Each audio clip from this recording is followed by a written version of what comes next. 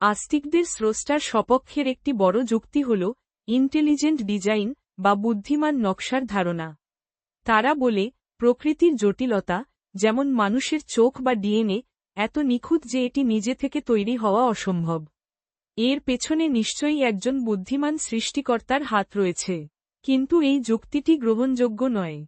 প্রথমত, বিবর্তন তত্ত্ব জটিলতার একটি শক্তিশালী ব্যাখ্যা দেয়। প্রাকৃতিক নির্বাচন এবং মিউটেশনের মাধ্যমে ধীরে ধীরে জটিল সিস্টেম তৈরি হতে পারে। দ্বিতীয়ত, অপরিবর্তনীয় জটিলতা ধারণাটি ভুল।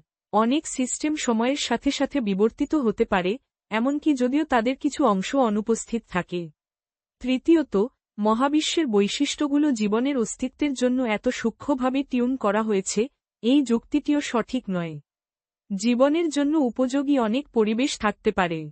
তাছাড়া, মহাবিশ্বে অনেক ত্রুটিপূর্ণ ডিজাইন দেখা যায়, যা একজন নিখুঁত সৃষ্টিকর্তার ধারণার সাথে মেলে না।